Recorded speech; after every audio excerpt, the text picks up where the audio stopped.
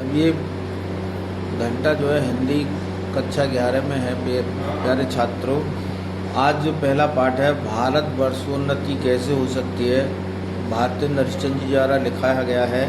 इसका जो प्रश्न पत्र में आपका एक गद्यांश दे दिया, उसमें 5 प्रश्न दिए। तो एक मैंने पहले भी कराया था, एक आज करा रहा हूँ। गद्यांश में पढ़ रहा हूँ। किसी ने बहुत ठीक कहा है, यदि दरिद्र कुटुंबी इस तरह अपनी इज्जत को बचाता फिरता है जैसे लाजवंती बहू फटे कपड़ों में अपने अंग को छिपाई जाती है, वही दशा हिंदुस्तान की है। मर्दमशुमारी की रिपोर्ट देखने से स्पष्ट होता है कि मनुष्य दिन दिन यहाँ बढ़ते जाते हैं और रुपया दिन दिन कमती होता जाता है।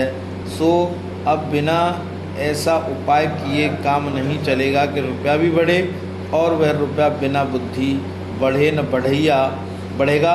रुपया भैया और राजा महाराजाओं का मोह मत देखो। यह मत आशा रखो कि पंडित जी कथा में ऐसा उपाय बतलावेंगे कि देश का रुपया और बुद्धि बढ़े। तुम आप कमर कसो, आलस छोड़ो।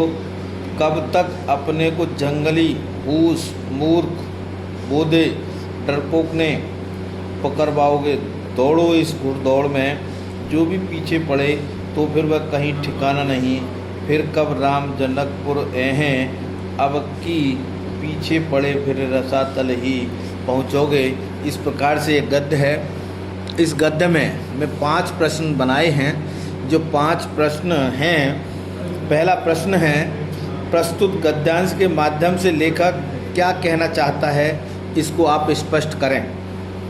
तो इसका उत्तर है, प्रस्तुत गद्यांश के माध्यम से लेखक यह कहना चाहता है कि भारतीयों को आलस्य त्याग कर कर्मशील बनना होगा और साथ ही देश, व्यक्ति और समाज की उन्नति के लिए आर्थिक और बौद्धिक विकास करना होगा। दूसरा प्रश्न बनता है, रेखांकित अंश की व्याख्या। रेखांकित इसमें मैंने किया है, रिपोर्ट देखने से स्पष्ट होता है कि मनुष्य दिन दिन यहाँ बढ़ते जाते हैं और रुपया दिन दिन कमती होता जाता है। ये मैंने रेखांकित किया है। तो इसका उत्तर है,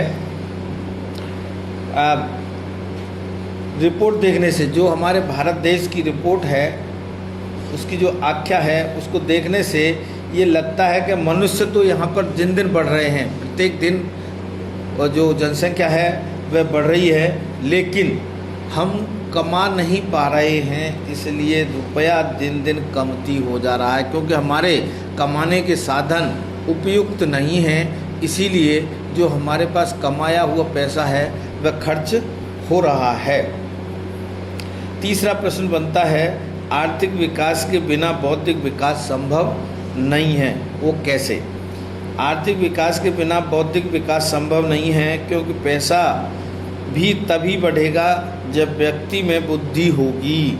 आज शिक्षा नीति इतनी महंगी हो गई है कि आधुनिक साधनों को जुटाने के लिए धन की आवश्यकता होती है। धन के बिना जीवन में कुछ भी संभव नहीं है और धन भी तभी बढ़ेगा जब हमारे अंदर बुद्धि होगी। अगर बुद्धि नहीं है तो धन नहीं बढ़ेगा। चौथा क्वेश्चन है, फिर कब राम जनकपुर हैं, पंक्ति का आशय स्पष्ट कीजिए।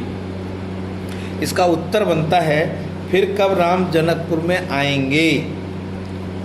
ये सब मतलब वहाँ की जो स्त्रियां हैं जनकपुर की, वो कोशिश कर रही हैं कि सीता जी की शादी हो गई है, तो इस नाते से भगवान राम कब जनकपुर में आएंगे। अब इसमें 5वां प्रश्न है, दरिद्र व कुटुंबी का शाब्दिक अर्थ लिखिए। दरिद्र का शाब्दिक अर्थ है गरीब या निर्धन। कुटुंबी का अर्थ है शाब्दिक बाल बच्चे वाला या एक ही परिवार के सभी लोग। इस तरीके से 5 प्रश्न बनते हैं। अगर आपने 5 प्रश्नों का सही जवाब दे दिया तो आपको 10 नंबर मिल जाएंगे। धन्यवाद।